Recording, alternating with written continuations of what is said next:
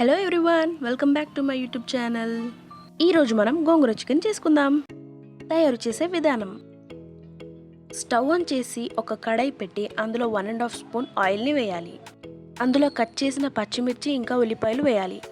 శుభ్రం చేసిన గోంగూర ఇంకా ఒక స్పూన్ పసుపు వేయాలి. మూత పెట్టి మగ్గించుకోవాలి. ఒక 15 మినిట్స్ తర్వాత మూత తీసి గోంగూరని కలుపుకోవాలి. కలుపుకున్న తర్వాత మూత పెట్టి మరో 20 మినిట్స్ వరకు మగ్గించుకోవాలి.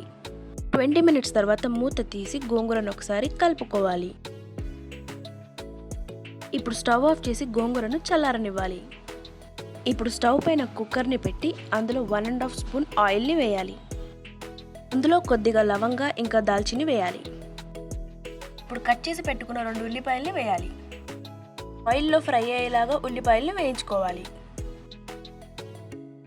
అందులో 1/2 స్పూన్ పసుపును వేయాలి. పసుపు వేసి కలుపుకోవాలి. ఇప్పుడు కుక్కర్లో 1 స్పూన్ జింజర్ గార్లిక్ పేస్ట్ వేసి కలుపుకోవాలి. అందులో 300 గ్రామ్స్ చికెన్ని వేసి కలుపుకోవాలి.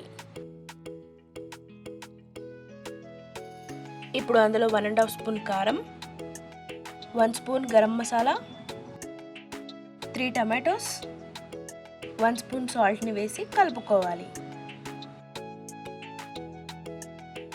చికెన్ మసాలా అంతా కలిసేలాగా కలుపుకోవాలి. ఇప్పుడు ఒక మూత పెట్టి 15 నిమిషాలు ఉడికించుకోవాలి. ఉడికిన తర్వాత మూత తీసి కలుపుకోవాలి. అందులో చిన్న గ్లాస్ వాటర్ని వేయాలి. వాటర్ వేసిన తర్వాత ఒకసారి చికెన్ని కలుపుకోవాలి. ఇప్పుడు కుక్కర్ మూత పెట్టి ఒక 5 విజిల్స్ వచ్చే వరకు ఉడకనివ్వాలి. 5 విజిల్స్ తర్వాత మూత తీసి చికెన్ ఉడికిందా లేదా చెక్ చేసుకోవాలి. ఇప్పుడు గోంగూరలో 1 స్పూన్ సాల్ట్ని వేసి మెత్తగా రుబ్బుకోవాలి. రుబ్బుకున్న తర్వాత ఉడికిన చికెన్ని అందులో వేయాలి. గోంగూర ఇంకా చికెన్ కలిసేలాగా కలుపుకోవాలి. ఇప్పుడు కలిపి పెట్టుకున్న గోంగూర చికెన్ని స్టవ్ పైన పెట్టాలి.